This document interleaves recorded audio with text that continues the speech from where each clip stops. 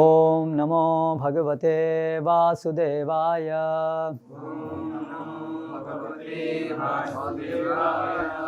ओम नमो भगवते वासुदेवाय। ओम नमो भगवते वासुदेवाय।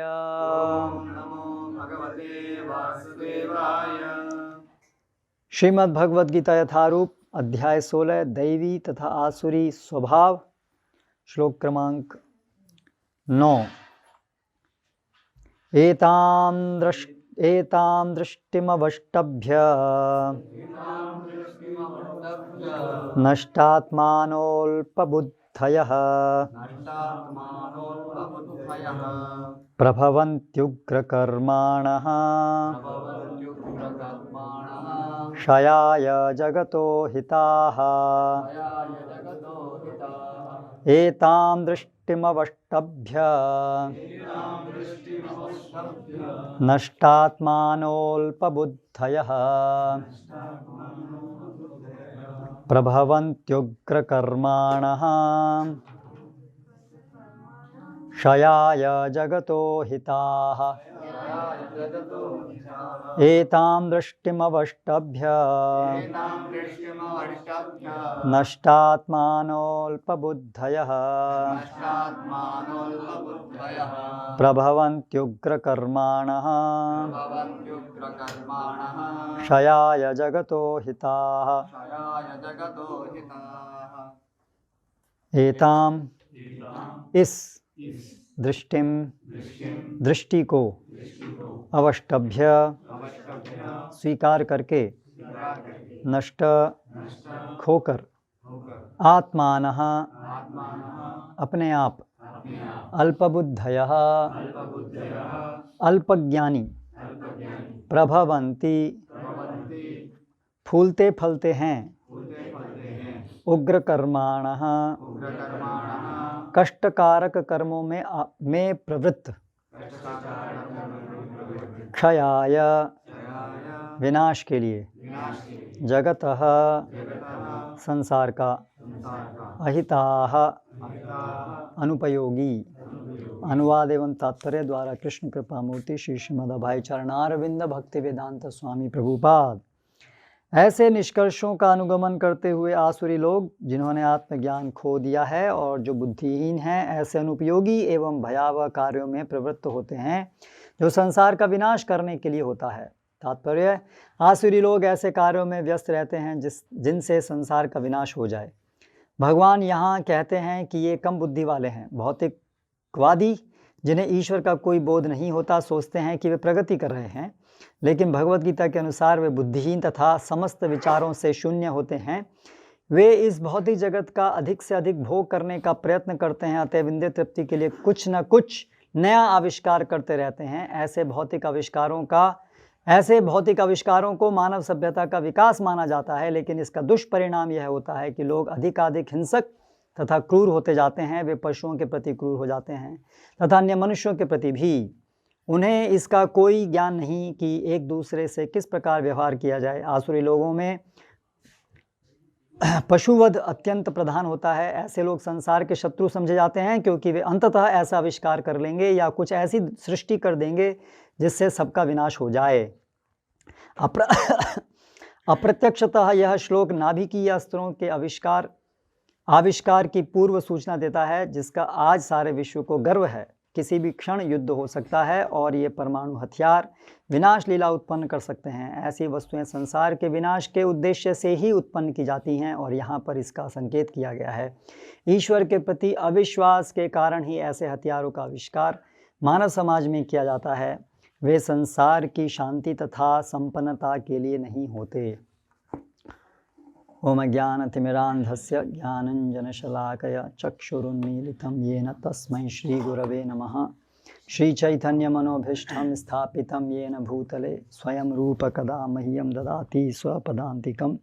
वन्देऽहं श्रीगुरो श्रितः पदकमलं श्रीगुरून् वैष्णवांश्च श्रीरूपं साग्रजातं सहगणरघुनाथान्वितां तं सजीवं साद्वैतं सावधूतं परिजनसहितं कृष्णचैतन्यदेवं श्री राधा कृष्ण पादान सहगणा ललिता श्री विशाखान्वितांश्च जय श्री कृष्ण चैतन्य प्रभु नित्यानंद श्री अद्वैत गदाधर श्रीवासादि गौर भक्त वृंद हरे कृष्णा कृष्ण कृष्ण हरे हरे हरे राम राम राम हरे हरे।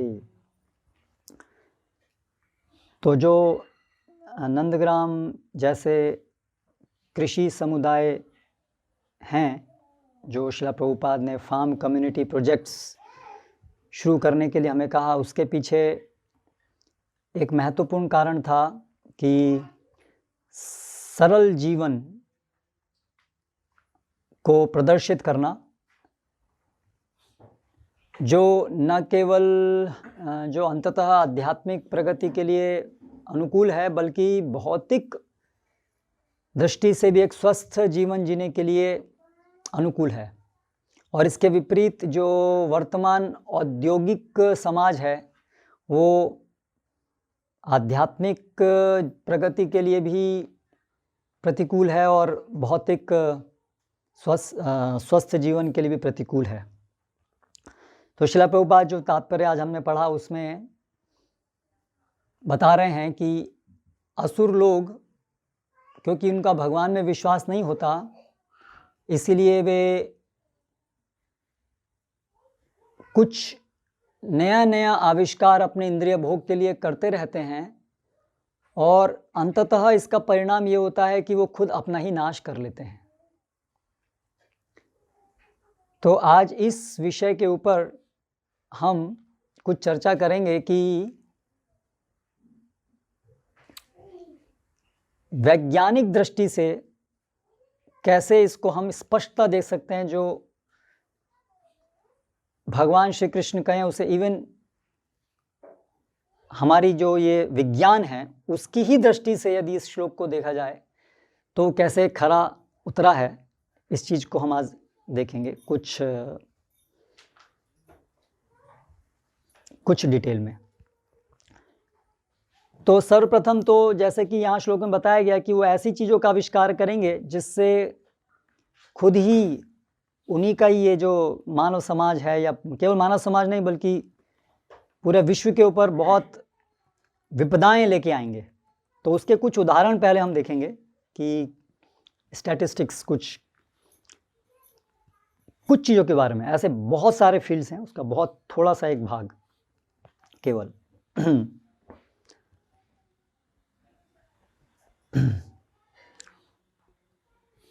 तो एक महत्वपूर्ण चीज जो आज हो रही है संसार में, वो बहुत सारे कृत्रिम केमिकल्स, रसायनों को बनाया जा रहा है। लेबोरेटरी के अंदर कृत्रिम रसायनों को बनाया जा रहा है। तो रसायन जो हैं वो प्रकृति में हैं। अगर आप पौधे को देखेंगे तो पौधे के अंदर जो ये हरा रंग है और जो पुष्प होते हैं उसकी सुगंध होती है। हर चीज़ के अंदर उसके अंदर रसायन हैं कुछ, जो जीव जिनके अंदर जो जीवंत हैं उनके अंदर एक विशिष्ट प्रकार के रसायन प्राप्त होते हैं, जिनको आधुनिक साइंस की भाषा में ऑर्गेनिक रसायन बोलते हैं।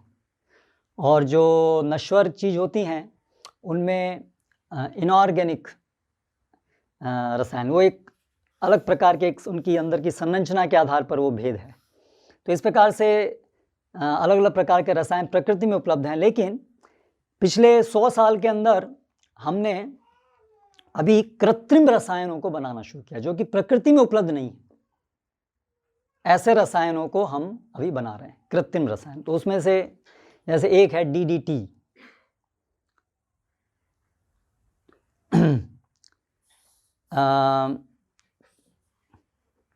आप जानते हैं कितने प्रकार के ऐसे कृत्रिम रसायन आज उपलब्ध हैं? रफ गैस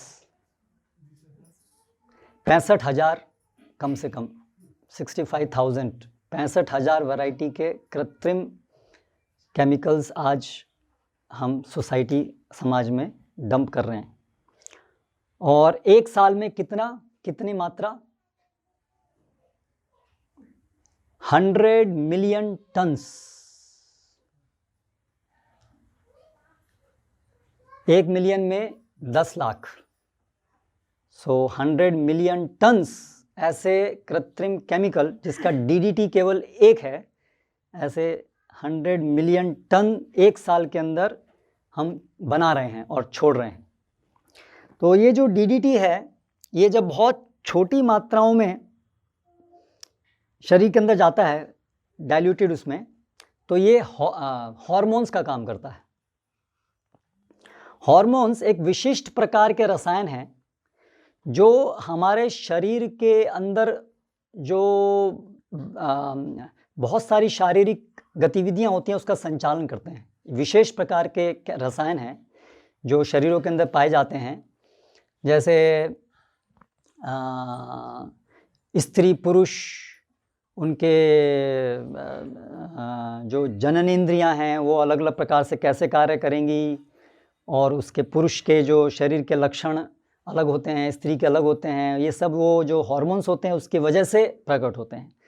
हाँ, जैसे पुरुषों में दाढ़ी होती है तो ये एक अलग अलग प्रकार के हार्मोन्स की वजह से अलग अलग प्रकार का चेंज होता है। ये तो मैंने स्थूल बताया। सूक्ष्म रूप में एक पुरुष को स्त्री के प्रति आकर्षण और स्त्री को पुरुष के प्रति आकर्षण, वो भी एक अंततः एक रसायन के माध्यम से संचालित होता है, ये भी क्रिया भी। तो अभी इस प्रकार के जो रसायन हैं वो बहुत सारे ऐसे हैं जो कि जिनकी जो उनके जो जिस हेतु से बनाया गया वो तो दूसरा हेतु था, पर उसका एक साइड इफ़ेक्ट है कि वो केमिकल्स जब शरीर में जाते हैं तो उससे एक अलग प्रकार का काम भी होता है कि वो हार्मोन की तरह काम करते हैं। तो इसीलिए आप देखते हैं कि आजकल सेक्सुअल परवर्जन्स भी बहुत सामान्य हो गए हैं। पहले पुरुष स्त्री आकर्षण तो आरंभ से देखा गया, लेकिन पुरुष पुरुष के प्रति आकर्षण और स्त्री स्त्री के प्रति आकर्षण पहले ये नहीं था। और बड़ा आज आश्चर्य की बात है कि आज ये कैसे इतना कॉमन हो गया है। करेक्ट। जब शिला प्रभुपाद वहाँ थे वेस्ट में, तो एक उनके डिसाइपल आकर के उनसे ये कुछ चर्चा करना चाह रही थी, कुछ तो वो कुछ इनडायरेक्टली बात कर रही थी, लेकिन प्रभुपाद उसको मतलब प्रभुपाद समझे नहीं ये क्या कह रही। तो फिर बाद में उनके जाने के बाद उनकी जो एक और शिष्या थी, उन्होंने बताया कि प्रभुपाद यहाँ हमारी कंट्री में स्त्री स्त्री के प्रति भी आकर्षित होती है। तो अभी आजकल लोग क्या कर रहे हैं कि सेक्स भी चेंज कर लेते हैं। आजकल इस पे हम पहुंच गए हैं। तो चलो अपनी स्वतंत्रता से कोई सेक्स चेंज करे, लेकिन आजकल क्या हो गया है कि गलती से आपने कोई पानी पी लिया जिसमें कोई दूसरे प्रकार का केमिकल था, हो सकता है आपका सेक्स चेंज हो जाए। ऐसा भी हो गया है अभी, क्योंकि इस प्रकार के केमिकल्स हैं, उसको पीने से आप कुछ बन सकते हैं। और इसीलिए हम देख रहे हैं कि ये बहुत प्रकार की विकृतियाँ उत्पन्न हो रही हैं। तो ये उसका एक तथ्य है जो आज हम देख रहे हैं। ये समस्या जो हम देख रहे हैं पूरे वर्ल्ड के अंदर है ना, होमोसेक्सुअलिटी की प्रॉब्लम, उसका एक बड़ा कारण ये कृत्रिम रसायन है जो आज हमारे अंदर जा रहे हैं।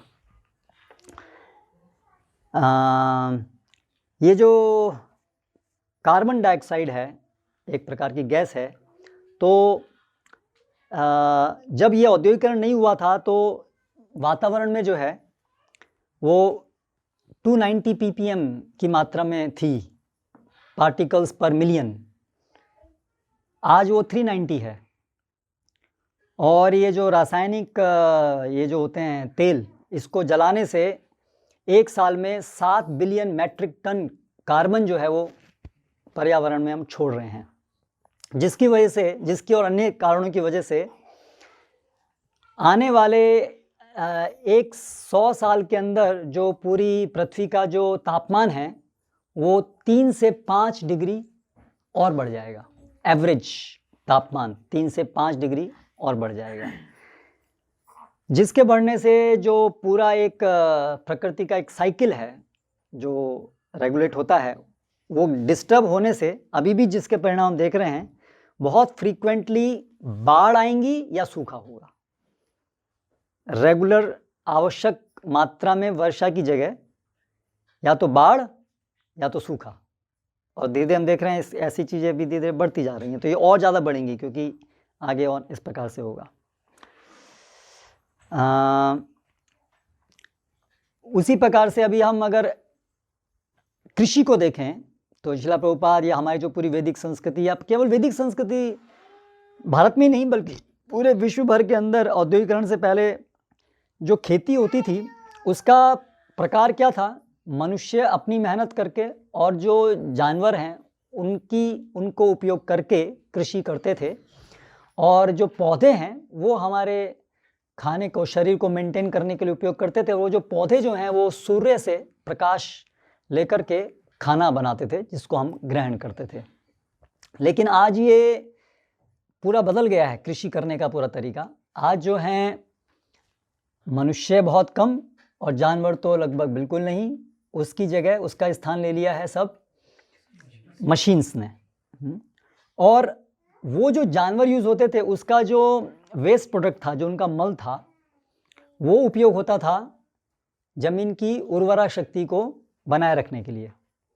उसके स्थान पर जानवर खत्म, जानवर हटा दिया, तो उसके स्थान पर अभी जो ज़मीन की उर्वरा शक्ति को मेंटेन नहीं बल्कि और बढ़ाने के उद्देश्य से बहुत प्रकार के रासायनिक खाद और उसके बाद फिर साथ साथ रासायनिक कीटनाशक और हर्बिसाइड को क्या बोलते हैं, वनस्पति नाशक,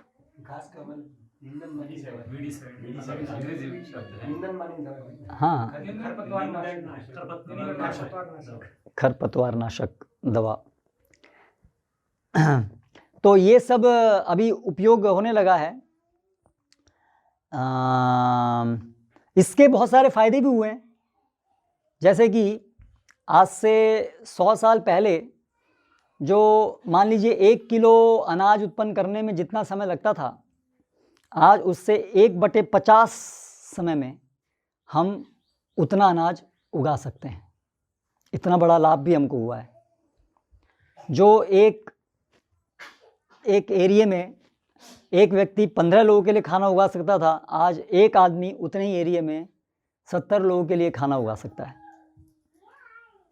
तो इस प्रकार की बहुत सारी उपलब्धियाँ, ऑफ कोर्स जितनी भी ये वैज्ञानिक जो भी कार्य हो रहे हैं वो कुछ ना कुछ तो उससे प्राप्त हो रहा है, उसी के लिए तो बनाई जा रही हैं और वो प्राप्त हो रहा है, तो उसकी बात नहीं है। लेकिन यहाँ बात यह है कि उसके साथ साथ और क्या क्या हो रहा है। जो फायदा था वो जिसके लिए हमने वो किया था कि भाई प्रोडक्शन बढ़ेगा, तो प्रोडक्शन बढ़ा, लेकिन उसके साथ साथ ऐसी भी चीजें हुई जो हमको ज्ञात नहीं थी कि ये भी होंगी। ये पॉइंट समझने का है यहाँ पर। जैसे ये सब करने से एग्रीकल्चर का जो कृषि का जो पूरा तरीका बदल गया, उसको करने से ये चीजें हुई जो आज से 50 साल पहले जब ये रासायनिक खाद और ये सब 100 साल पहले से जब से ये ट्रैक्टर्स और ये सब चीज़ यूज़ करनी शुरू की, तब जैसे मैं जो उदाहरण दूंगा वो चीज़ों का ज्ञान नहीं था कि ये भी चीज़ें होंगी, उसके बारे में कोई प्रेडिक्शन नहीं था, पता नहीं था, ये हो गई। जैसे गांवों से लोगों का पलायन शहर की तरफ, जिससे गांव पूरे उजड़ गए और केवल वहां पर बहुत कम लोग मशीनों के साथ रह गए। पहले जहाँ पर गांव में लोग और जानवर हुआ करते थे, वहाँ आज गांव में कौन रह गया? केवल इक्का दुक्का लोग, मेनली बड़े बड़े बायो फार्म्स, मैकेनाइज्ड फार्म्स। बूढ़े लोग वो तो थोड़े समय के लिए हैं, लेकिन मॉडल जो है वो क्या क्रिएट हुआ है कि वो बड़े बड़े बायो फार्म्स हैं, उसमें मशीन है और मशीन में वर्क करने वाला है बहुत कम लोग, बाकी मशीन से ही सारी फार्मिंग हो रही है। तो ये जो मैकेनाइजेशन हुआ, ये जो मशीन आई, तो उसकी वजह से जो गांव के लोग हैं उनको भी व्यवसाय नहीं रहा, उनको कार्य नहीं रहा गांव में, तो इसलिए वो गांव छोड़ करके शहर गए। तो ये जो इतना बड़ा बदलाव आएगा, ये उस समय नहीं सोचा गया था कि इतना बड़ा बदलाव आएगा, जिससे आज बहुत सारी चीज़ें बदल गई हैं। बहुत सारे इसके दुष्परिणाम हुए हैं कि गांव जो है वो समाप्त हुए हैं, गांव ख़त्म हुए हैं। फिर ये जो मशीनों से एग्रीकल्चर शुरू हुआ, उससे लाखों एकड़ जो ऐसी ज़मीन थी जिस पे गोचर ज़मीन थी और ये थे जंगल, उनको अभी फार्म लैंड में कन्वर्ट किया गया, क्योंकि अभी बड़ी मात्रा में मशीनें उपलब्ध हैं, तो फटाफट, और कंज्यूमरिस्टिक सोसाइटी है। अभी तो आप देखिए तो बहुत मात्रा में जो फसल होती है वो खाने के लिए नहीं होती है, किसके लिए होती है? बायोफ्यूल, फ्यूल के लिए, आपका बायोडीजल प्रोड्यूस करने के लिए होती है। हाँ, एनिमल फीड भी है, वो भी एक है, पर ये एक और नया आयाम शुरू हुआ है। तो अभी बहुत बड़ा कंपटीशन है कि लैंड जो है वो किस चीज़ के लिए यूज़ की जाए, क्योंकि अभी ये जो गैसोलीन है, ये जो अपनी क्या बोलते हैं, क्रूड ऑयल, पेट्रोल, उससे जो उत्पन्न होने वाली समस्याएं हैं, एनवायरमेंटल पोल्यूशन और उसकी जो सीमितता है, तो उसको काउंटरैक्ट करने के लिए रिन्यूएबल सोर्स ऑफ एनर्जी। तो रिन्यूएबल सोर्स यानी कि रिन्यूएबल सोर्स मतलब ऐसा स्रोत जो हम उत्पन्न कर सकते हैं थोड़े समय के अंदर, उसको बोलते हैं रिन्यूएबल। जैसे पेड़ लगा सकते हैं, पौधे लगा सकते हैं, लेकिन जो पेट्रोल है उसको हम लोग नहीं बना सकते हैं, वो तो भगवान के द्वारा प्रकृति के अंदर बनाया जाता है, और उसको बनने में बहुत लंबी दीर्घ समय अवधि चाहिए होती है। तो हम लोग अभी ये देख पाए कि हाँ भाई, ये तो पेट्रोल और ये सब तो है, अभी मिलना मुश्किल हो रहा है धीरे धीरे। तो अभी एक और मुख्य एक चीज़ है जो आज के समाज की है कि जो भी औद्योगिकरण से जो समस्या उत्पन्न होती है, उस समस्या का इलाज हम कैसे करते हैं? एक और तकनीक लगाए करते हैं, करेक्ट। क्योंकि अंदर हमारे बड़ा दृढ़ विश्वास है कि तकनीकी विज्ञान हर समस्या का समाधान है। तकनीकी विज्ञान हर समस्या का समाधान है। तो जो तकनीकी से जो समस्याएं उत्पन्न होंगी, उसका समाधान भी तकनीकी से हम कर पाएंगे। ये बहुत ही गहराई में हमारे अंदर प्रवेश कर चुका है। इसलिए समस्याएं उत्पन्न हुई हैं 100 साल में, बहुत सारी समस्याएं उत्पन्न, लेकिन उन समस्याओं से हमने क्या सीखा कि हम कैसे और नई तकनीकी ला करके उन समस्याओं का समाधान करें। ठीक है, लेकिन समस्या क्या है? जो पहली तकनीकी इस्तेमाल करने से जो ऐसी समस्याएं उत्पन्न हुई जिसका हमको पहले नहीं पता था, तो जो उसका उपाय करने के लिए जो नई तकनीकी लगाई, उसका भी तो वैसे ही परिणाम होंगे। तो ये एक बहुत महत्वपूर्ण तथ्य है जो हमें समझने का है। कोई भी तकनीक से ऐसे परिणाम उत्पन्न होने अवश्यम भावी हैं जो हम नहीं चाहते हैं, जो होके ही रहेंगे, और जिनका हमको पता नहीं कैसे होंगे। ये सब बातों के ऊपर हम थोड़ी चर्चा करेंगे, ध्यान दीजिए। कोई भी तकनीक से ऐसे परिणाम उत्पन्न होने अवश्यम भावी हैं, अवश्यम भावी होके ही रहेंगे, जो हम नहीं चाहते हैं, जो नेगेटिव हैं, जो खराब हैं। हम अच्छे इफेक्ट के लिए तकनीक का उपयोग करते हैं, बुरे के लिए नहीं करते हैं। लेकिन उसके अंदर निहित है, कोई भी तकनीक लगाने के अंदर निहित है कि उसके ऐसे परिणाम भी होंगे जो नेगेटिव होंगे, जो दुखदायी होंगे, जो हम नहीं चाहते हैं, पहली चीज। दूसरी चीज, वो अवश्यम भावी हैं, होके ही रहेंगे, आप रोक नहीं सकते।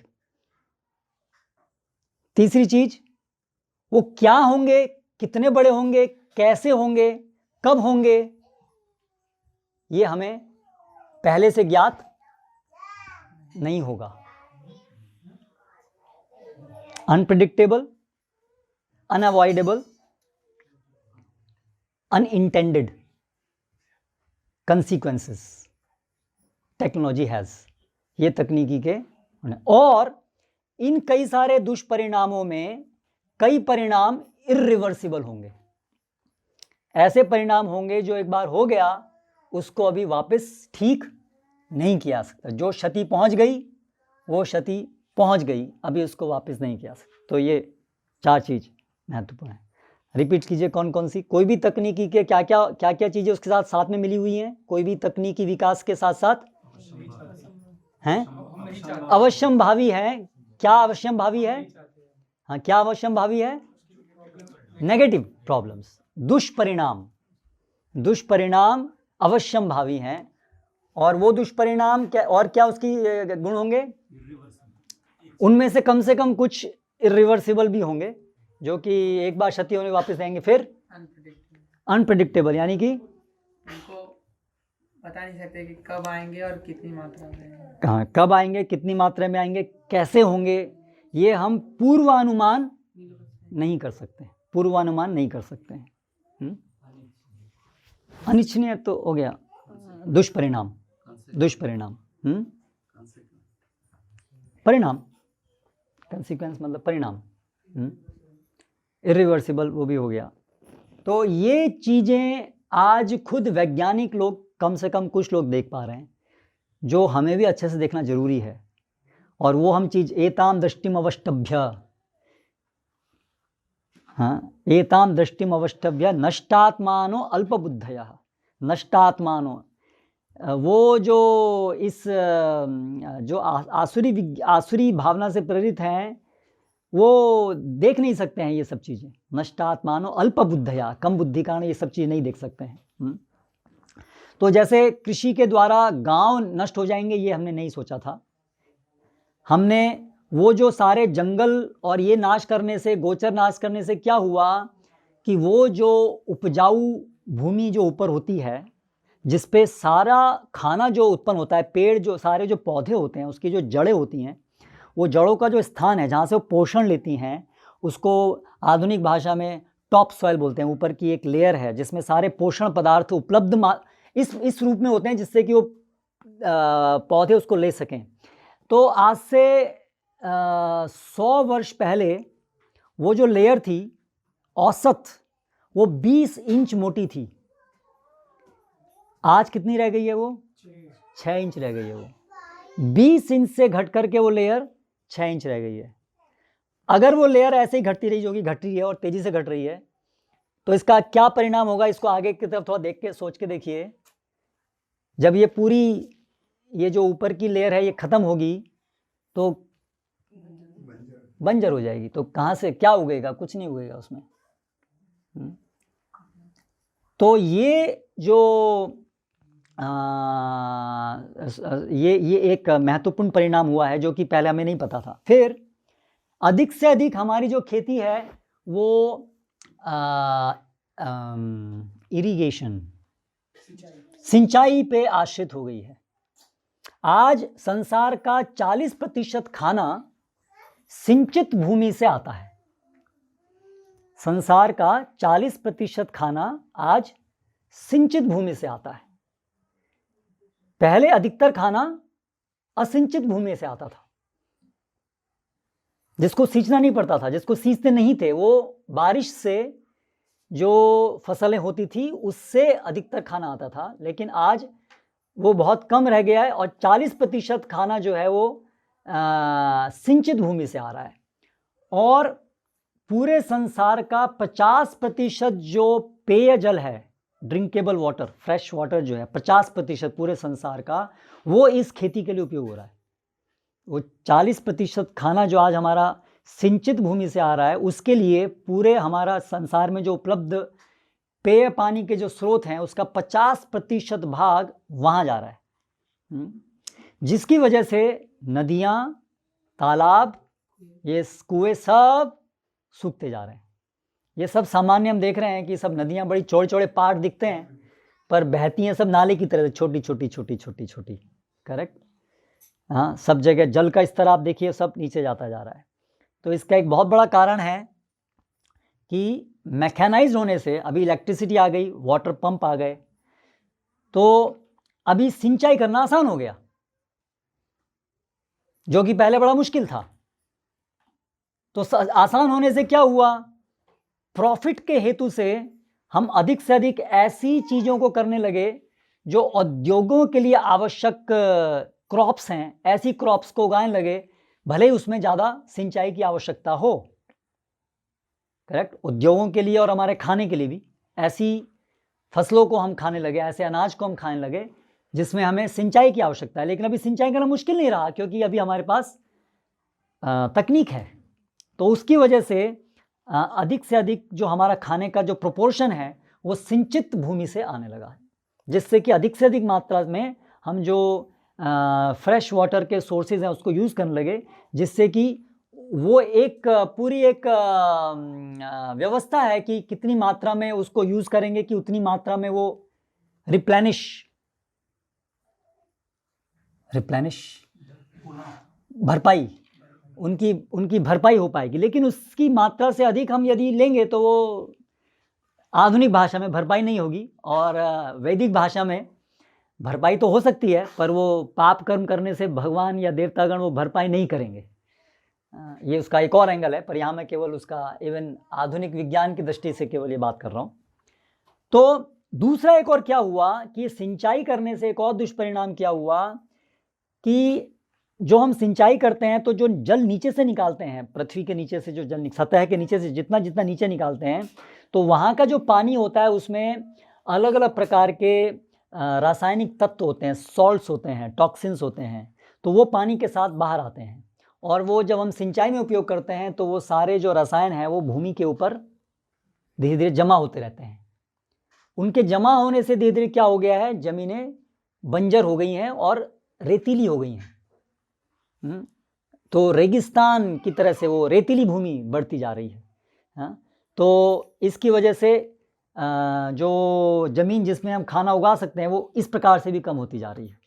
तो ये कुछ उदाहरण हैं कि जब हमने ये वाटर पंप, जब इलेक्ट्रिसिटी आई और ये हमने टेक्नोलॉजी बनाई कि अभी हम पानी पंप कर सकते हैं, तो केवल उल्लास ही रहा कि अभी कितना आसान हो गया है। पहले कहाँ ये बैल चलाओ और ये करो और बारिश पे निर्भर रहो, अभी हमें कोई निर्भर होने की जरूरत नहीं है। वी हैव कंकर्ड नेचर, हमने प्रकृति पर विजय प्राप्त कर ली। पूरा जो मानसिकता है वो यही है कि हमने प्रकृति पर विजय हम प्राप्त कर सकते हैं। हाँ, लेकिन उस समय हमने ये परिणाम नहीं सोचा था कि ये परिणाम होगा, ठीक है, लेकिन आज उसका ये दुष्परिणाम हुआ। अभी इसके ऊपर एक और बड़ी समस्या क्या है कि इस समस्या का समाधान भी हम किससे कर रहे हैं, ऐसी एक और कुछ नई टेक्नोलॉजीज को डेवलप करके कर रहे हैं, तो उनके परिणाम भी तो ऐसे ही होंगे फिर, क्योंकि जो मूलभूत समस्या है, जो ओरिजिनल टेक्नोलॉजी में जो मूलभूत समस्या थी, जो मैंने 4 पॉइंट हमने अभी डिस्कस किए, वो जो हम सॉल्यूशन लेके आएंगे उसमें भी तो यही होंगे, क्योंकि इनहेरेंट प्रॉब्लम है, ये तकनीकी की संवैधानिक दोष हैं, इसलिए वो हमेशा रहेंगे जब भी करेंगे। समझ में आ रहा है या ओके। तो आज जो है एक अमेरिकन एक साल में 4 पाउंड कीटाणुनाशक खाता है, और भारत में कितना होगा? बहुत ज़्यादा होगा। भारत के लोग तो वो है ना, जनरस हर चीज़ में किलो में, तो कीटनाशक और ये सब यूज़ करने में वो तो बिल्कुल जनरस है। डालो भाई, एक साल के अंदर ये जो कीटनाशक दवाइयाँ हैं, इससे 10 लाख लोग प्रभावित होते हैं, जो रिपोर्ट होते हैं रिपोर्ट, और 20,000 लोग मरते हैं हर साल इन कीटनाशक दवाइयों से। हाँ, केवल यही नहीं, लगभग 67 मिलियन पक्षी मरते हैं एक साल में इन दवाइयों से, और 10 मिलियन मछलियां मरती हैं हर साल इन पेस्टिसाइड से। और ये रसायन क्या है, ये रसायन और ये सब पेस्टिसाइड, डीडीटी इत्यादि, ये हमारे शरीर में जाते हैं तो ये शरीर में संग्रहित होते हैं। जो हमारे शरीर के अंदर जो मांस, फैट, वसा जो है, चर्बी जो है, उसके अंदर ये गुण होता है कि ये जो रासायनिक तत्व हैं, ये उसके अंदर जब जाते हैं तो उसका वो मेटाबॉलिज्म होकर के वो बाहर नहीं निकलते हैं, वो वहाँ पर इकट्ठे होते रहते हैं, और इकट्ठे होते होते होते होते जमा होते होते होते धीरे धीरे फिर उनसे आधुनिक बीमारियां जो आज बन रही हैं, वो उसका एक बड़ा कारण है ये कृत्रिम रसायनों का हमारे बॉडी के अंदर एकत्रित होते रहना, जैसे कि कैंसर, डायबिटीज़, इम्यूनिटी कम होना, और इनफर्टिलिटी, संतान ना होना, ये उसके महत्वपूर्ण आज कारण हैं, ये जो रासायनिक तत्वों के शरीर में अंदर जाने से हो रहे हैं। एक बड़ा चेंज आया समाज में, मेडिकल फील्ड में, जब जर्म थ्योरी रखी गई कि बीमारी का कारण है कीटाणु। करेक्ट। आज इसमें क्या थ्योरी क्या है, तो फैक्ट है, बीमारी का कारण है कीटाणु। टीबी तो उसका एक बैक्टीरिया है, ट्यूबरकुलोसिस, उससे होता है। इसका ये वायरस है, इसका ये है, कोरोना का भी एक वायरस है। करेक्ट। इससे ये होता है, उससे ये होता है। लेकिन अगर हम देखें तो एक ही समय में बहुत से लोग रह रहे हैं, तो एक्चुअली टीबी का वायरस बहुत कॉमन वायरस है। ये टीबी का जो कीटाणु बहुत कॉमन है। ऐसे बहुत सारे बैक्टीरिया, इश्चरीशिया कोलाई है, बहुत कॉमन है। ये सब चीज़ सब जगह वातावरण में सब जगह मिलती है, सब जगह फैली हुई है। हमारे शरीर के अंदर लाखों करोड़ों ऐसे बैक्टीरिया वो हैं जो पैथोजेनिक हैं, जिनसे बीमारियां हो सकती हैं। हमारे शरीर के अंदर हमेशा रहते हैं, वातावरण में हमेशा रहते हैं, कभी भी। लेकिन वो हमेशा से तो प्रभाव नहीं करते, हर व्यक्ति को प्रभाव नहीं करते। अगर जर्म अंतिम कारण है, वो कीटाणु अंतिम कारण है, तो एक ही स्थान पे फिर जहाँ पर भी वो कीटाणु, सबको उसका प्रभाव होना चाहिए, है ना। सबको तो नहीं होता। अभी एक ही घर में एक को जुकाम हुआ, दूसरे को जुकाम नहीं हुआ, वहीं वो भी रह रहा है। तो कोई अलग से आ गया वहाँ, कोरोना अलग से उसको हिट किया, या कोई अलग से वहाँ गया, तो ऐसा तो नहीं होता। वो तो सब, अब देखिए कोरोना कितना वाइड स्प्रेड है ना, तो ऐसा तो होगा नहीं कि वो एक ही आदमी के पास जाएगा, दूसरे नहीं जाएगा। बहुत लोगों को उसने इफेक्ट किया। आप देख भी सकते हैं, सबके प्रभाव भी अलग अलग हुए ना। कोई आदमी कोरोना से इफेक्ट होकर के जवान आदमी भी चला गया, और कोई वृद्ध आदमी भी नहीं गया। करेक्ट। तो ये बहुत बड़ा एक चेंज आया जब ये जर्म थ्योरी हमने मानना शुरू किया कि ये सब जर्म कारण है, और उससे शुरू हुआ पूरा एंटीबायोटिक फील्ड। ये जर्म का, ये कीटाणु कारण है, और इसलिए एंटीबायोटिक बनाओ, और ये इसको दवाई का उन्मूलन करेगा। लेकिन आज इस बात पे विचार हो रहा है कि जैसे आयुर्वेद में बताया है कि अंतिम जो कारण है वो कफ पित्त वायु का विकार है। जब शरीर के अंदर कुछ ऐसी चीज़ें होती हैं, जो भी सामान्य रूप से जर्म सब उपलब्ध हैं वातावरण में, लेकिन जब शरीर की संरचना गलत हो जाती है, गड़बड़ जाती है, तो वो प्रभावित हो जाते हैं उन कीटाणुओं से जो पहले भी थे। लेकिन शरीर की, जिसको आज ज़्यादा से ज़्यादा इसको हम समझ रहे हैं इम्यूनिटी। आज सब जगह इम्यूनिटी की बहुत बात हो रही है ना, इम्यूनिटी बढ़ाओ, इम्यूनिटी कम है। तो वो तो पहले से ही कहा है शास्त्रों में, और सब जगह पहले यही थी कि शरीर जितना मजबूत होगा, ऑटोमेटिकली ये सब चीज़ें प्रभावित नहीं करेंगी। तो मूल कारण था हमारी अपनी अंदर की कमजोरी, ना कि कीटाणु। यही चीज़ एग्रीकल्चर में भी है। जैसे हम लोग जब पूछते हैं भाई पहले कीटाणु क्या होता था, आज तो कीटाणु लगता है कीटाणुनाशक दवाई नहीं तो हम कैसे जिएंगे, तो कुछ फसल तो होगी नहीं कीटाणुनाशक दवाई नहीं है। तो हम जब थे वहाँ पर अहमदाबाद, तो हम पूछते थे पुराने लोगों को, 80 साल के पुराने लोग, आप लोग क्या करते थे कीटाणुओं का जब होती थी, तो आपके टाइम में तो नहीं थे कीटाणुनाशक। बोलते बेटे कीटाणु भी तो नहीं थे। करेक्ट। कीटाणु कहाँ से आए फिर, ये कैसे आज हो रहा है कि आज फसल पूरी की पूरी एकदम से प्रभावित तो पहले नहीं हो रही थी? सोचने वाला प्रश्न है ना। आज क्यों बच्चे जो हैं इतने बचपन से ही क्यों ऐसे हमेशा से हॉस्पिटल में जन्म लेते हैं, हॉस्पिटल में रहते हैं, जीवन अधिकतम में हॉस्पिटल में मरते हैं? इतना बड़ा बदलाव क्यों आ गया? हॉस्पिटल घर जैसा बन गया अभी। तो जैसे जमीन है, उस जमीन में यदि शक्ति नहीं है, और वो जो पौधे उससे उग रहे हैं उसमें शक्ति नहीं है, तो वो फिर जो सामान्य रूप से कीटाणु जिनसे वो पहले प्रभावित नहीं हो रहे थे, अभी उनसे प्रभावित हो रहे हैं। इसलिए अभी ये चीज़ वैज्ञानिकों को पता है। ये चीज़ सर्वदमन बोलता था हमको कि ये बीमारी का कारण वो कीटाणु नहीं है, बीमारी का कारण आपकी ज़मीन है। आपकी ज़मीन में शक्ति नहीं है, वो पौधों को शक्ति नहीं दे पा रही है, जिससे कि वो कीटाणु उनको इफेक्ट कर रहे हैं। आप अपनी उसको कीटाणुनाशक दवाई मत डालो उसमें, आप उसको ज़मीन को सुधारो, आप ज़मीन को हेल्दी बनाओ। करेक्ट।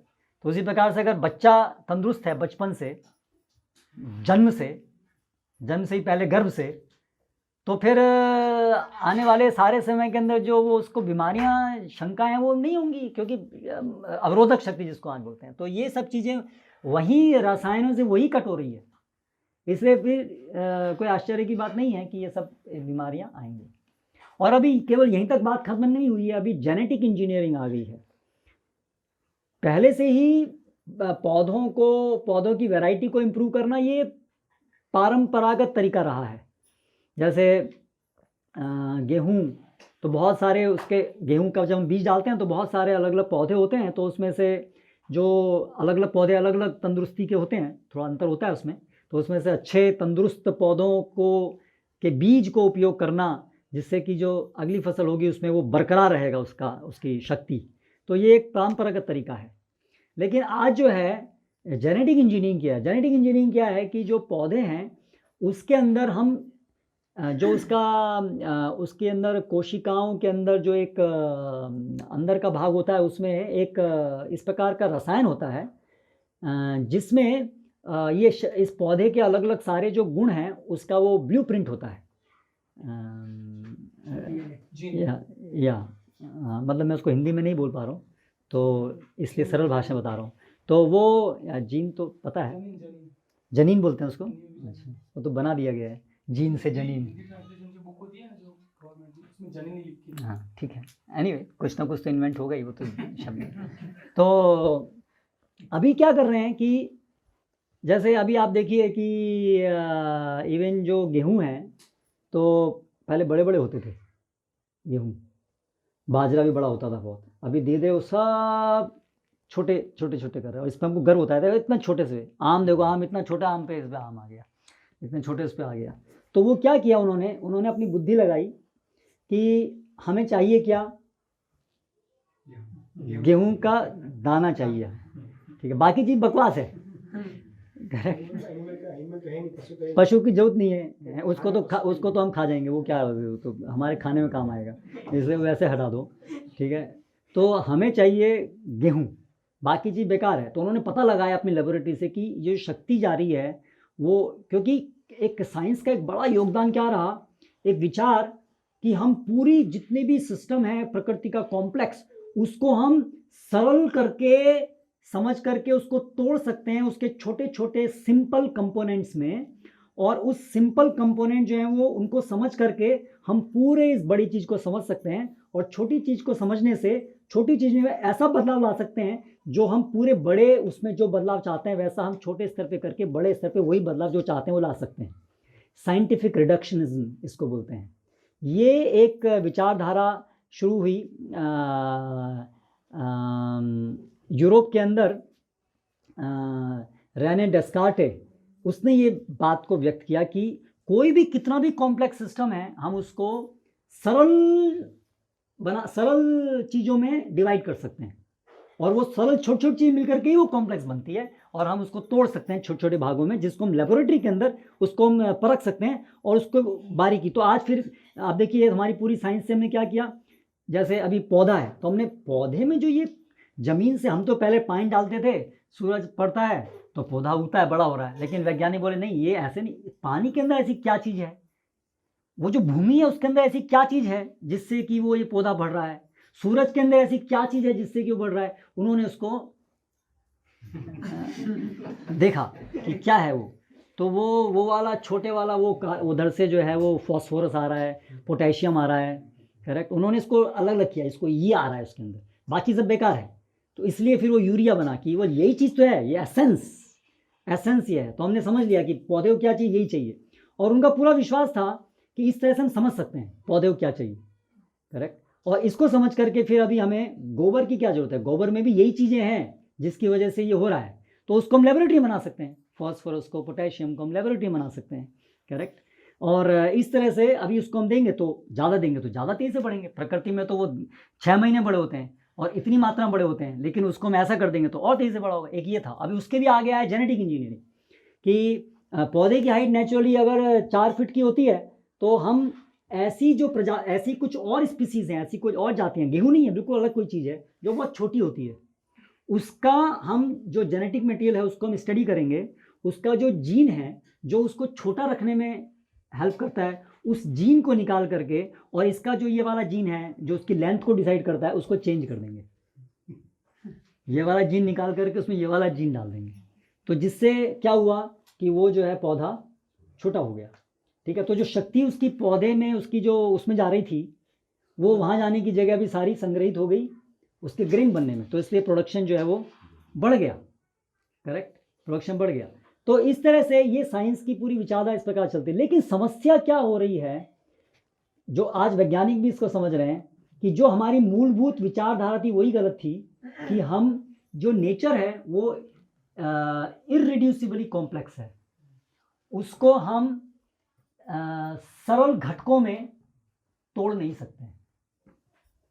इट्स, समझ रहे, जो ये प्रकृति है वो इतनी कॉम्प्लेक्स है, इतनी कॉम्प्लेक्स है कि उसको हम छोटे छोटे खंडों में नहीं तोड़ सकते हैं, और छोटे खंड को स्टडी करके और उसके अंदर प्रयोग करके बड़े स्तर पे जब उसको लगाएंगे तो उसके परिणाम क्या आएंगे उसको हम पूर्वानुमान नहीं कर सकते हैं, क्योंकि ऐसी बहुत सारी और चीज़ें हैं जो हम नहीं जान पाएंगे, क्योंकि वो कॉम्प्लेक्स है, वो हमें नहीं पता चलेगा। आप जितना भी जानने का प्रयास करेंगे वो नहीं पता चलेगा, इसलिए हम गड़बड़ करेंगे। तो इसलिए ये जो जेनेटिक इंजीनियरिंग है, आज इससे ऐसे पौधे हमने बना दिए हैं जो कि ये जो वीडीसाइड होते हैं उससे नहीं मरते हैं। तो आप देखिए जैसे फसलें हैं, तो आज खरपतवार मारनी होती है, तो अभी क्या तरीका है खरपतवार मारने का, दवाई छिड़कते हैं खरपतवार मारने के लिए, जो केवल खरपतवार ही मरती है, उखाड़ते नहीं, अभी खरपतवार के लिए दवाई छिड़कते हैं। तो कैसे काम करती है कि दोनों ही पौधे हैं, जैसे मूंग दाल है तो मूंग का भी पौधा है और खरपतवार भी है, दवाई तो सबके ऊपर जा रही है, लेकिन उससे वो मूंग का पौधा नहीं मरेगा, वो खरपतवार का पौधा मरेगा। तो दोनों में से किसी एक चीज़ में कहीं ना कहीं हमने वो ऐसा एक जेनेटिक मटेरियल उसमें डाल दिया कि वो इस केमिकल से नहीं मरेगा, करेक्ट। तो एक मिनट थोड़ा मैं जो बोलना है मैं वो ख़त्म कर लूँ पहले। तो इसकी वजह से आज हम ऐसे, अभी तक तो केवल रसायन बना रहे थे कृत्रिम, अभी हम कृत्रिम जीव भी बना रहे हैं, कृत्रिम जीव भी बना रहे हैं, कृत्रिम पौधे बना रहे हैं जो कि नेचुरली नहीं है, जिसको हमने आर्टिफिशियली बनाया है ये जेनेटिक इंजीनियरिंग करके। तो उसके परिणाम क्या होंगे वो तो बिल्कुल ही समझ शक्ति के बाहर है, समझ शक्ति के बाहर है। तो ये मैंने कुछ उदाहरण दिए, एक दो और उदाहरण दे सकता हूँ दूसरे क्षेत्र में, ऑटोमोबाइल्स आपका क्षेत्र। सन 1900 में संसार में कितनी कारें थी?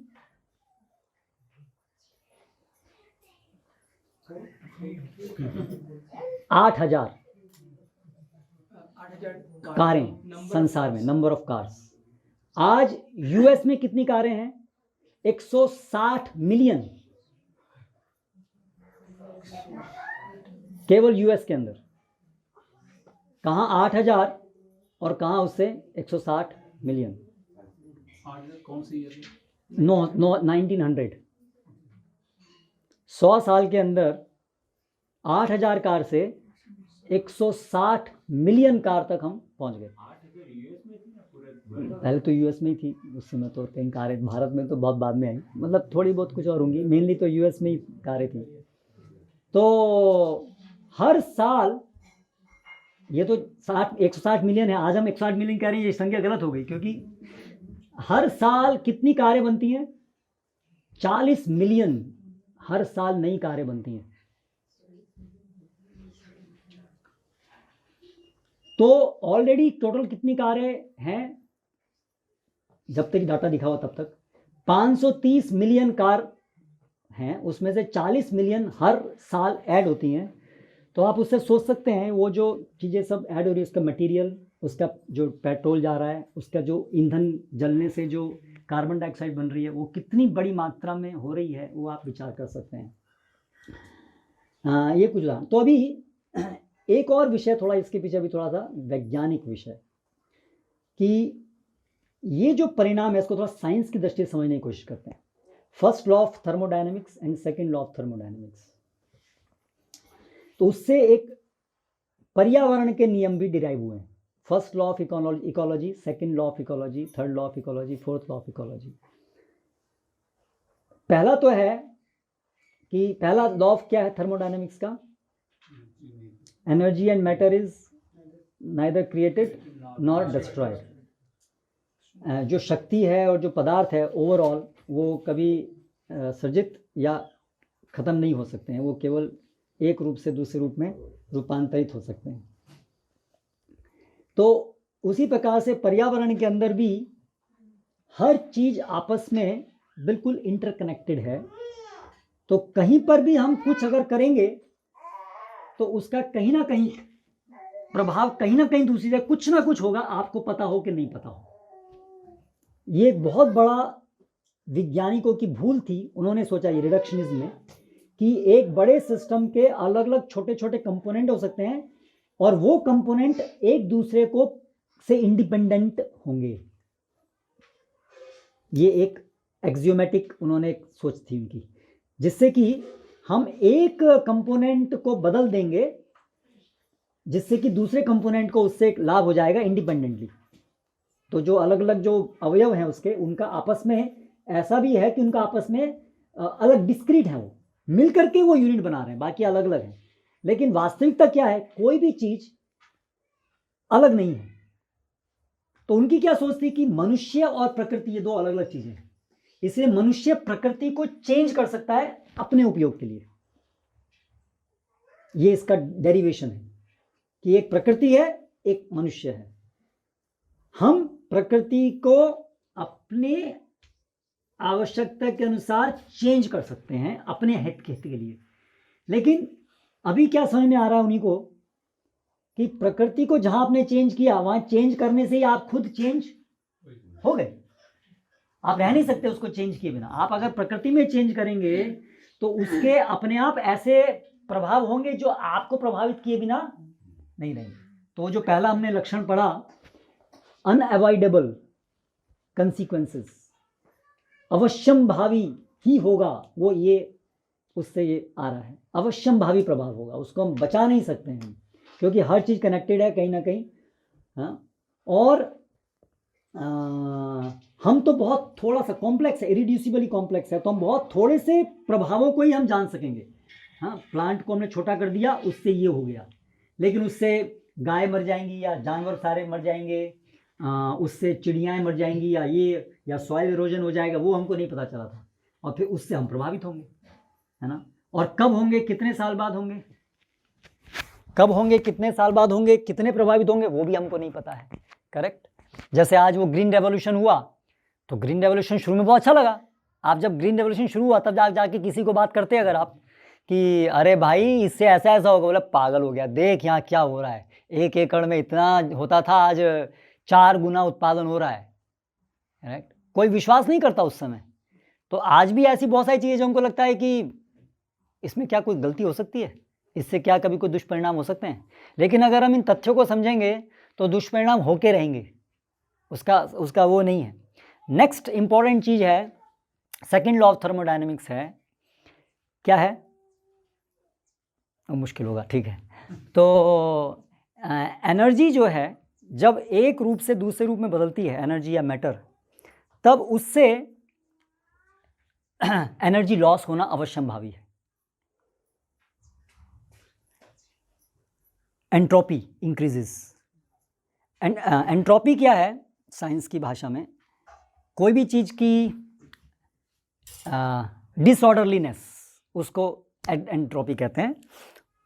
कोई भी चीज़ को व्यवस्थित बनाए रखने के लिए शक्ति चाहिए। बच्चे उद्दंडी हैं, उनको चुपचाप बैठाने के लिए आपकी शक्ति चाहिए। करेक्ट, सरल भाषा में इसको समझाएं तो, ठीक है। इसी तरह से कोई भी घर बनाने के लिए शक्ति चाहिए। तो हाई एनर्जी लो एंट्रोपी, जहाँ शक्ति ज़्यादा है वहाँ पर डिसऑर्डरलीनेस कम होगी, ठीक है। अभी जब भी कोई भी चीज़ को हम बनाते हैं तो यानी कि हम शक्ति का संग्रह कर रहे हैं। जैसे हमने कार बनाई तो हमने क्या किया, एक ऑर्डरली, एक बहुत ही एक कॉम्प्लेक्स चीज़ बनाई ना, तो उसमें क्या किया, हमने बहुत शक्ति वहाँ पर संग्रहित की उस कार के रूप में। उसका अपने आप परिणाम क्या होगा, जो बाकी का एनवायरनमेंट है कार के बाहर का, उस सब में वो जो शक्ति हमने लगाई वहाँ हाई एनर्जी, उसकी वजह से उसका जो रिज़ल्ट होगा वो डिसऑर्डरलीनेस कहीं बाकी के एनवायरनमेंट में बढ़ेगी, और वो जो डिसऑर्डरलीनेस है वो ज़्यादा होगी जितनी वहाँ ऑर्डरलीनेस है, उससे कहीं ज़्यादा वो डिसऑर्डरनेस होगी। सरल शब्दों में कहें तो आप कोई भी शहर देखते हैं, वहाँ बड़ी सुंदर सुंदर बिल्डिंग है, और उसके चारों तरफ बड़े एरिया में क्या देखते हैं आप? स्लम, कचड़ा। हाँ, तो जहाँ एक व्यवस्थित कोई चीज़ है तो उसके पीछे बहुत सारा हमने कूड़ा करकट भी हमें बढ़ाना पड़ेगा। इसलिए आप देखिए शहरों में चट्टान लगी हुई हैं। भोपाल में वो जाते थे ना हम लोग, वो यस, अभी उसके ऊपर भी वो लोग बुलडोजर चढ़ा के उसको पार्क बना रहे हैं। अभी गार्बेज के ऊपर उन्होंने वो लगाया प्लांटेशन। तो बात यह है कि कोई भी चीज़ हम बनाएंगे तो उसमें कुछ उसका वेस्ट प्रोडक्ट निकलेगा बहुत ज़्यादा। जैसे हम मनुष्य शरीर को टिकाने के लिए हमें खाना खाना पड़ता है। खाना क्या है? वो बहुत हाई एनर्जी रूप है, ऑर्डरली है ना बहुत। एक ग्रेन, एक राइस का, एक गेहूं का दाने में कितना शक्ति संग्रहित है, वहाँ डिसऑर्डरलीनेस बहुत कम है। तो मनुष्य को बनाए रखने के लिए वो ज़रूरी है। तो उससे क्या उत्पन्न होता है? खाने से मनुष्य शरीर बनता है, और बाई प्रोडक्ट क्या है उसका? मल, जो गार्बेज है। High disorderliness, less in energy. तो ये थर्मोडायनेमिक्स का लॉ है। तो इसलिए जितना हम ह्यूमन एंडेवर कर रहे हैं चीज़ों को, प्रकृति की चीज़ों को डेवलप करने में, तो हम क्या कर रहे हैं? हाई एनर्जी संग्रहित कर रहे हैं। वो उसके साथ क्या होगा ज़रूर? बाकी जो सारा एनवायरनमेंट है उसमें डिसऑर्डरलीनेस, गार्बेज, वो बढ़ेगा। तो अभी प्रकृति के अंदर एक अपने आप एक क्षमता है कि भाई इतना अगर मात्रा में आप डिसऑर्डरलीनेस बढ़ाओगे तो अपने आप उसको ठीक करने की उसकी एक क्षमता है। जैसे पानी का एक स्रोत है, और उसमें आप कुछ गंदगी होती है तो आप देखते हैं धीरे धीरे वो अपने आप, हाँ, भगवान की व्यवस्था है, माइक्रो ऑर्गेनिजम्स हैं बहुत सारे हैं। लेकिन अगर आप एक मात्रा से ज़्यादा उसमें डंप करने लगोगे तो वो सिस्टम फेल हो जाएगा। करेक्ट? तो पहले लोग नदियों में स्नान करते थे, ठीक है, लेकिन नदियाँ फिर भी शुद्ध रहती थीं। लेकिन आज उन नदियों में जब हमने पूरा इंडस्ट्रियल सीवेज और इंडस्ट्रियल ये जो है एफ्लुएंस और सीवेज डालना शुरू कर दिया है, तो उससे अभी वो परमानेंटली, अभी उनकी जो क्षमता थी उसको ठीक करने की वो समाप्त हो गई। अभी वो कंटेमिनेट हो गई हैं पूरी तरह। अभी वो, अब उनका जो सिस्टम था वो ख़त्म हो गया, वो ओवरराइड हो गया वो, ठीक है। तो हम आज क्या कर रहे हैं? औद्योगिकरण में हम प्रकृति का दोहन कर रहे हैं, साइंस की भाषा में इस मात्रा में कर रहे हैं, इस स्पीड से कर रहे हैं, इस मात्रा से कर रहे हैं, इस स्पीड से कर रहे हैं, जिससे कि प्रकृति के अंदर के जो सिस्टम्स हैं उसको, एंट्रोपी को और उसको डिसऑर्डरनेस को ठीक करने का, वो उसको भी नष्ट भ्रष्ट कर रहा है। ये उदाहरण समझ में आए? ठीक है। तो इसलिए ये सस्टेनेबल नहीं है, जो हमारे जो प्रयास हैं वो सस्टेनेबल नहीं, क्योंकि डिसऑर्डरलीनेस, गार्बेज बढ़ता जाएगा तो वो हम कैसे सस्टेन करेंगे, है ना। तो वो सस्टेनेबल नहीं है जो हमारा ये अप्रोच है। इसको वैदिक भाषा में पढ़ें, समझेंगे अगर हम, ये इस संसार को चलाने के लिए साइंस और इसको कोऑर्डिनेट करें, तो ये हमारा जो सिस्टम है वो ओपन सिस्टम है। हमेशा इस, जैसे हमने देखा थर्मोडायनामिक लॉ, कोई भी चीज़ है वो अपने आप समय के अनुसार वो धीरे धीरे बिखरेगी, डिसऑर्डरली होगी, ठीक है। तो इसलिए प्रलय आएगी बार बार। करेक्ट? चीज़ हमेशा से स्वाभाविक रूप से वो हमेशा बिगड़ेगी चीज़, ये नियम है, ठीक है। तो इस संसार को बनाए रखने के लिए इसलिए हमेशा इस संसार से बाहर से कोई शक्ति का इनपुट ज़रूरी है, नहीं तो ये मेंटेन नहीं होगी। और प्रलय होने के बाद दोबारा सर्जित करने में again there is an external source which is required, है ना। तो इसलिए भगवान की शक्ति से ये पालन होता है, और भगवान फिर इसको बनाते हैं, सर्जित करते हैं। आधुनिक भाषा में सूर्य की शक्ति से ये जगत पल रहा है। कुछ हालांकि सूरज भी एक बड़े सिस्टम के अंदर ही है, पर अगर हम अर्थ को लें तो बाहर जो सूरज से जो रेगुलर बेस पे जो एनर्जी आ रही है उसी की वजह से ये चल रहा है। ये सारे जो प्लांट के अंदर ऑर्डरलीनेस है बन रहा है, डिसऑर्डरलीनेस को काउंटरैक्ट करने के लिए वो सूरज की शक्ति नियमित रूप से जो हमको मिल रही है उसकी वजह से डेवलप हो रहा है। लेकिन हमारा अगर गति उसको डिसऑर्डर करने का ज़्यादा है तो फिर वो डिस्टर्ब हो जाएगा, शास्त्रों की भाषा में जब हम पाप कर्म करेंगे तो भगवान जो है वो उसको दंड देंगे, वो डिसऑर्डरलीनेस को जो ठीक करने का जो सिस्टम है वो हटा करके दंड देंगे, तो वो डिसऑर्डरनेस बढ़ेगी। हाँ, इसको अगर वैदिक पर्सपेक्टिव देखा जाए तो इस प्रकार से ये जो हमारा औद्योगिकरण का जो रास्ता है, जिसमें हम सरल जीवन को छोड़ करके और भगवान के दिए गए दिशा निर्देशों को छोड़ करके हम अंधाधुंध अपने शारीरिक कंफर्ट्स के लिए आंख बंद करके जैसा भी आए उसको तकनीकी उपयोग करके, जिसमें कि बहुत तेज़ गति से और बड़ी मात्रा में हम प्राकृतिक संपदाओं को पापपूर्ण तरीके से उसका दोहन कर रहे हैं, तो उसके ये सब परिणाम हो रहे हैं। तो एक बहुत एक इम्पॉर्टेंट प्रिंसिपल निकाला इकोलॉजी का, there is nothing like free lunch. Free में कुछ नहीं मिलता है।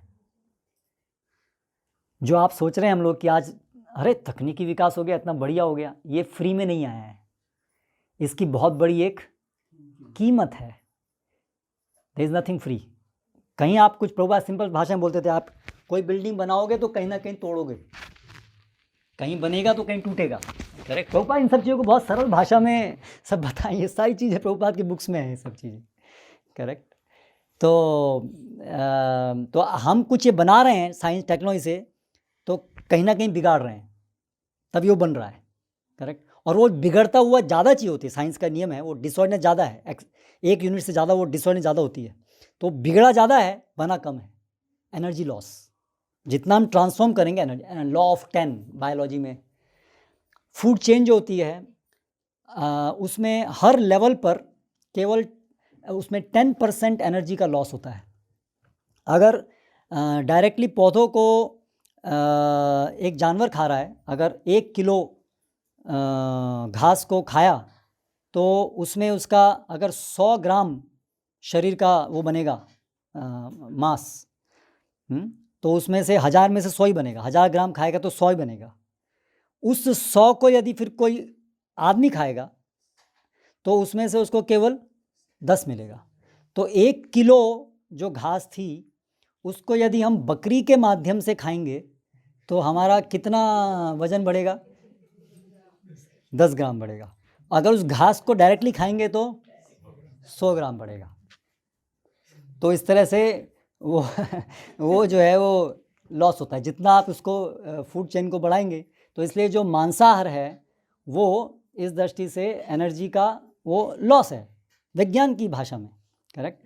फिर उस बकरी को जीवित रखने के लिए वो जो पानी चाहिए वो अलग एक्स्ट्रा। करेक्ट। पौधे के लिए भी ये पानी चाहिए अभी, और एक बकरी के लिए भी चाहिए आपको। करेक्ट। तो उतना पानी का यूजेज भी आपको ज़्यादा चाहिए। तो जितना भी नॉन वेजिटेरियन डाइट है उससे पानी भी बहुत, और पौधों की मात्रा भी ज़्यादा चाहिए। करेक्ट। तो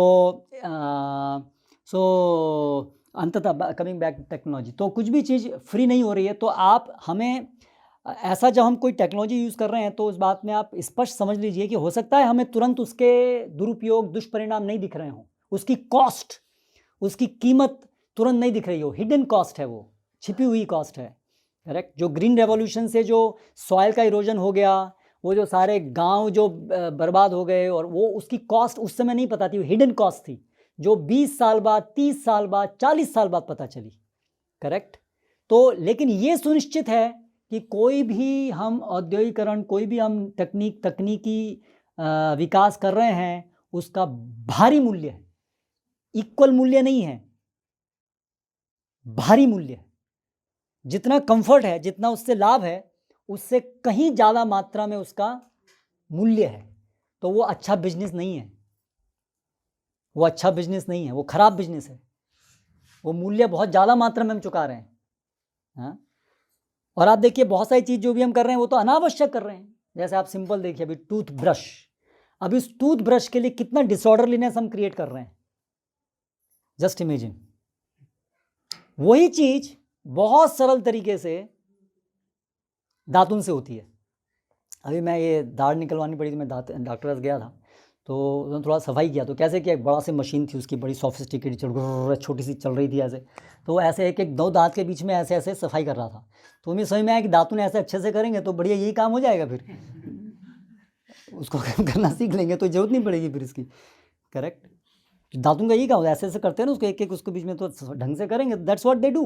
अब उसके लिए उन्होंने एक बहुत ही एक इलेक्ट्रॉनिक मशीन बनाई है उसको करने के लिए, लेकिन वो हम सिंपल तरीके से वो दांतों से कर सकते हैं वहाँ, ठीक है। लेकिन उस एक मशीन को बनाने के लिए कितनी हमने एनर्जी और कितने उसका यूज़ किया, कितना उसके बदले में कितना डिसऑर्डरलीनेस हमने किया है, उसका विचार कीजिए आप। करेक्ट। तो अभी हम ब्रश यूज़ करें, बोले छोटा सा ब्रश है, इसको यूज़ करने क्या इतना मुश्किल है, क्यों पीछे पड़ जाते हैं, ब्रश यूज़ मत करो, ब्रश यूज़ मत करो। तो उसकी कॉस्ट हमें दिख तो नहीं रही है वहाँ पर, लेकिन उसका भारी मूल्य है जो हम सब चुका रहे हैं। आप बोलेंगे मैं तो नहीं चुका रहा ना, दूसरे चुका रहे हैं लेकिन फिर वही बात, दूसरे और हम सब कनेक्टेड हैं भाई आप अलग नहीं है, सब एक दूसरे से कनेक्टेड है। आप कोई भी ऐसी चीज़ नहीं है जो केवल आपको नहीं हो रही है, दूसरे को हो रही है। दूसरे को हो रही है मतलब कहीं ना कहीं आपको आएगी, वो कहीं कहीं आपका कनेक्शन, एवरीथिंग इज इंटरकनेक्टेड, कोई भी चीज़ खाली नहीं है, कोई भी आप अलग नहीं है, you are part of this whole thing, है ना। हर चीज़ भगवान के द्वारा निर्मित है, हर चीज़ का आपस में संबंध ज्ञान। करेक्ट, शास्त्रों में देखते हैं इसको संबंध ज्ञान आज साइंटिस्ट को संबंध ज्ञान ढंग से नहीं है, वो सोचते हैं इनका आपस में कोई संबंध नहीं है।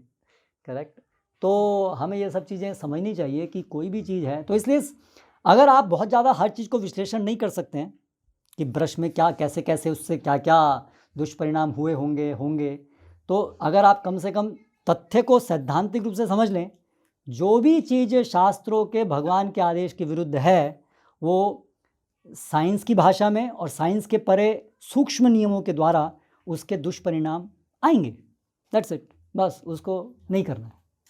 उसका जो भी भगवान के द्वारा दिया गया तरीका है, जो उसको पहचानिए, उसको डेवलप कीजिए। तो ये जो फिर हमें ज़्यादा हर चीज़ का विश्लेषण करने की जरूरत नहीं है, ठीक है। प्रिंसिपल समझ में आ गया, फिर हर चीज़ उसी प्रिंसिपल पे काम करेगी। कुछ भी आप करेंगे उसमें कहीं ना कहीं आपको दिखे कि नहीं दिखे, आपको समझ में आए कि नहीं आए, है ना। लेकिन आपको अगर आधारभूत प्रिंसिपल समझ में आ गया, जस्ट उस प्रिंसिपल को ध्यान रखिए और हर जगह अप्लाई कीजिए, और उसे अप्लाई करने का ये परिणाम होगा सिंपल लिविंग, कि हम लोग होल सेल वी से हमें कुछ भी आधुनिक उद्योगों में बनी हुई कोई चीज़ नहीं चाहिए। करेक्ट, तो ये हमारा संकल्प होना चाहिए कि हम उस तरफ बढ़ें। तो जो यहाँ पर रह रहे हैं सब लोग, उनका ये एक सोचिए इस पे से जो हुआ है कि ये जो कहा गया है आज, उसकी हर एक चीज़ की कॉस्ट है, वो हम चुका रहे हैं, हम अभी भी चुका रहे हैं। वो कैंसर, डायबिटीज़, वो शरीर में शक्ति नहीं है, वो सिर दर्द, वो सारी प्रॉब्लम्स, वो सारे घर टूट रहे हैं, वो सब हम अभी भी सहन कर रहे हैं। ऐसा मत समझिए कि अभी पद दिख नहीं रहा, अभी भी कर रहे हैं। देखने के लिए आंखें होनी चाहिए, दिख तो अभी रही हैं, लेकिन आंखें नहीं तो दिख नहीं रही हों। करेक्ट, तो इस बात को समझते हुए हमें कार्य करना चाहिए। हरे कृष्णा। कोई प्रश्न एक आध है तो, जैसे टाइम तो हो गया हैं और भी, पर मैंने आज वो सब नहीं लिए। एक और भी है, nature is the best. Krishna is the best नहीं आएंगे, nature is the best. Nature is the best बहुत इंपॉर्टेंट है। We cannot improve on nature, this is the secular people, we cannot improve upon nature. हम प्रकृति से ज़्यादा कभी भी इम्प्रूव नहीं कर पाएंगे। लेकिन उसका वो उसका ऑब्जर्वेशन क्या बता रहे हैं कि बायोलॉजिकल इवोल्यूशन, ये हमें दिखाता है कि we can never improve on nature गलत चीज़ से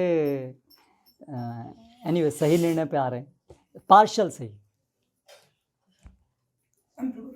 एक एंगल इसमें जो रिडक्शनिज्म की बात आपने की और जो फ्लॉ दिख रहा था, उसमें एक डायमेंशन जो है वो ऐसा प्रतीत होता है इसका आउटकम कि ये साइंटिस्ट लोगों को ये पहले से पता नहीं है, लेकिन जो जितनी भी रिसर्च हो रही है टॉप यूनिवर्सिटीज़ में, जो भी रिसर्च होती है वो उनको सारी फंडिंग बिजनेस के द्वारा दी जा रही है।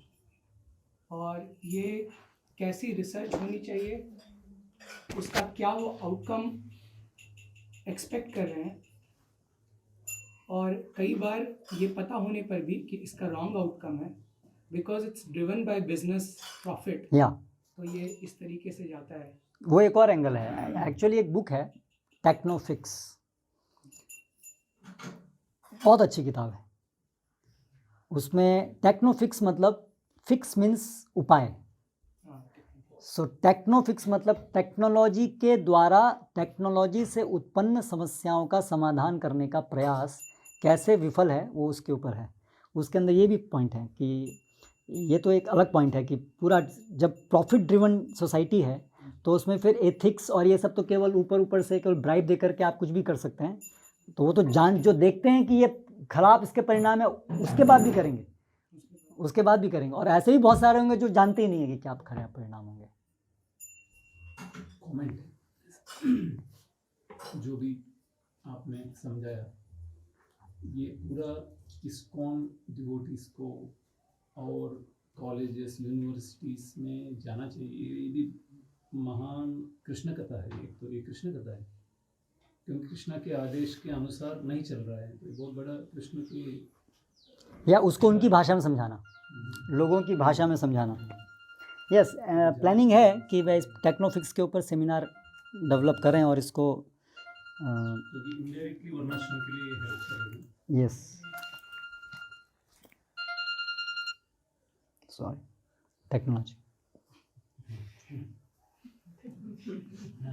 और एक पॉइंट है कि दुष्परिणाम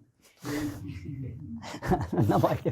और एक कि जो पेयजल जो है ड्रिंकिंग वाटर या पॉटेबल वाटर वो बहुत सारे बॉटल्स में पैक करके कितने लीटर्स हम ऐसे रख रहे हैं। मतलब या हर एक गांव में एक एक शॉप में वो पैक करके रख रहे हैं सारे बॉटल्स में कोल्ड ड्रिंक्स के फॉर्म में। या मतलब कितना पेयजल ऐसे ही हमने पैकिंग में यूज कर रहे हैं। ये भी हो सकता है। या जो आपने बताया ना वो एक मिनट हाथ उठा करके। वही जो ये डैम बने डैम और जो कैनाल के द्वारा पानी इस कहते हैं पहुँचा रहे दूर दूर तक, लेकिन इसके पीछे ये भी कि इनको इंडस्ट्री चलाने के पानी चाहिए, तो ये इंडस्ट्री को जाता है पानी, कैनाल का पानी बहुत सारा पानी, क्योंकि नदियाँ नहीं है अभी बहुत जगह, इंडस्ट्री सब जगह है, नदियाँ नहीं है तो पानी तो उनको चाहिए इंडस्ट्री चलाने के लिए। क्योंकि पीने का पानी कितना चाहिए लोगों को, इतनी बड़ी कैनाल है कि सिंचाई, हाँ सिंचाई के लिए उपयोग करते हैं। ज़्यादातर तो इलेक्ट्रिसिटी भी यूज करने के लिए भी प्रयोग करते हैं। नहीं कैनाल निकल गया बाद में आगे, लेकिन अभी कहाँ पानी जा रहा है, उधर नहीं जा रहा, सौराष्ट्र जा रहा है। तो हम लोग मतलब वो पानी तो कमी है तो है तो कुछ लेवल का इंडस्ट्री तो को भी कमी दे है। रहे होंगे। हाँ बिल्कुल, इंडस्ट्री को जा ही रहा है, ऑफ कोर्स जा रहा है, वो सिंचाई के लिए पर एग्रीकल्चर के लिए भी जा रहा है। पर बात यह है कि एग्रीकल्चर का हमने मोड बदल दिया है ना, वो हमने इरिगेशन इंटेंसिव एग्रीकल्चर बना दिया है ना।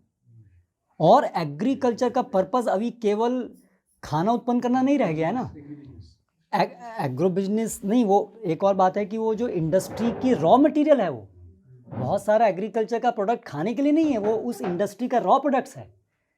तो इसलिए उनको उसके लिए भी तो पानी चाहिए। वो सिंचाई ऐसा नहीं केवल खाने के लिए हो है, सिंचाई तो मेजर उसका पोर्शन जो है वो इंडस्ट्रीज़ के चलाने में जा रहा है उसका। कौन सा बायोफ्यूल मक्का जाता है उसमें? हाँ मक्का जाता है, बहुत सारी चीज़ें हैं, बहुत सारी इंडस्ट्रीज़ के लिए प्लांट्स भी है इसके लिए बायोडीजल। सरसों का वो पता नहीं होता।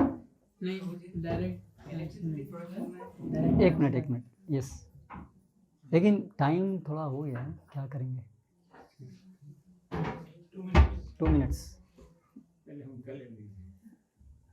जैसे इलेक्ट्रिसिटी प्रोडक्शन में सबसे ज़्यादा थर्मल पावर प्लांट्स आता है। थर्मल पावर प्लांट में जो डैम के पास में सिचुएटेड रहती है और पानी को सुपर हीटेड स्टीम बनाते हैं 540 डिग्री में, फिर उसको टर्बाइन में चढ़ाते हैं, फिर उससे इलेक्ट्रिसिटी बनता है। तो उसके लिए हैवी वाटर सोर्स यस। कलयुग में हम जैसे पढ़ते हैं प्रिडिक्शन है, ऐसे जैसे जैसे आगे जाएंगे ऐसा सब कुछ होने वाला ही है। तो उनकी गलती क्या है? नहीं, अभी जो हम देख रहे हैं वो जो प्रिडिक्शन है कि ये इतने समय बाद होगा, उससे पहले हो रहा है या जो प्रिडिक्शन ऐसे ही जा रहा है? आगे क्या होगा वो सोच भी नहीं सकते हैं ऐसा सोचिए। अगर उसके अनुसार ही जा रहे हैं तो फिर हम उसको रिवर्स करने का प्रयास करेंगे तो वो कैसे संभव? नहीं रिवर्स तो, अरे वो तो प्रेडिक्शन है, लेकिन उसका रिवर्स करने के तरीके भी है ना साथ में दिए हुए, तभी तो संकीर्तन आंदोलन से वो रिवर्स हो रही है, रोक दिया ना चैतन्य महाप्रभु ने उसको प्रवाह को रोक दिया। तो हम इस कलयुग का वो प्रेडिक्शन है, दैट डजंट मीन कि वो होके ही रहेगा, उसको हम धकेल सकते हैं और जो लोग बचना चाहें बच सकते हैं। पर उदाहरण देते थे ना कि अम्ब्रेला का, और हम उसको अभी और तेज़ गति से ही बढ़ा सकते हैं, वो भी हम कर सकते हैं। तो हमारा पर्सनल जो इस समय का जो हमारा एंडेवर है वो भी उसको फ़र्क करता है। हर चीज़ प्री डिटरमिन नहीं है, ना तो यूनिवर्सल स्केल पे ना यहाँ पर। हमारे एंडेवर्स उसको अफेक्ट करते हैं, प्रेजेंट एंडेवर्स।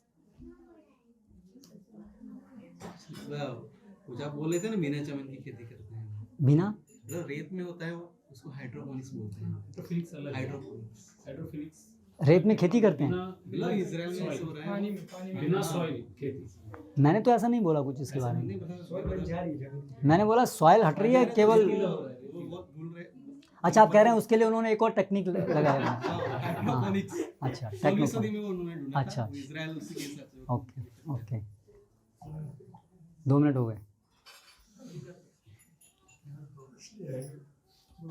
प्रश्न नहीं था, मैं बता रहा था। हाँ हमारे पास कच्छ में है ना, 20 साल में बहुत सब बोलते हैं कि इतना डेवलपमेंट हो गया कच्छ का। हम्म। पहले कुछ नहीं था, सब ऐसा कोई जानता ही नहीं था कच्छ को। अब इतना डेवलपमेंट हो गया, उद्योग सब आ गए, तो उसमें प्रैक्टिकली क्या हुआ है हमारे यहाँ, पहले हमारा 50-100 फुट में पानी मिलता था, 500 फुट में मिल रहा है। लोग ये नहीं समझ रहे, रोज बोल रहे हैं कि इतने बड़े बिल्डिंग बन गए, रोड बन गए, डेवलपमेंट हो गया, वैसे बर्बादी हो गई ज्यादा बहुत। यस, लेकिन वो उनको दिखता नहीं है और उनको जानबूझ के उस चीज़ को दिखाया नहीं जाता है जो वास्तविकता है। उनको केवल हाँ देखो इतना अच्छा हो, क्योंकि उनको अंधकार में रखना है उनको। इंडस्ट्री ने इतना पानी खींच लिया है जमीन में से, जो खेती करने वाले हैं उनको बहुत परेशानी हो गया है। यस, और खेती ने भी खींच लिया, दोनों ने, इंडस्ट्रीज ने भी और खेती ने। ठीक है, आप भी बोल ही दीजिए। जब मैं बायोटेक में था ना, तो मुझे काफी सारी चीजें बायोटेक्नोलॉजी की समझ नहीं आ रही थी। मैं जब अपने डीन से पूछता था, किससे? डीन से? सीधा डीन से पूछते थे आप? मतलब वो क्या बोलते हैं वो, भूल गया, वो गाइड था वो। अच्छा, ऐसे तो वो बताता कि आप क्या सोचती है सब चीजें, this all are hypothetical. Biotechnology पूरा डीएनए है पूरा, अभी तक वो पूर्व धारणा के आधार पर भी काम कर रहा है। आगे कितना काम करेगा वो पता नहीं है, तो ये सब धारणाओं पे चल रहा है आपका स्टडी। और आगे जाके आप क्या करोगे आपको भी पता नहीं है। प्रोटीन बोल रहा था वो चीज। ऐसा नहीं बोला, मुझको भी नहीं पता है। मुझे तो पता ही नहीं चल रहा है। हरे कृष्णा, श्रील प्रभुपाद की जय।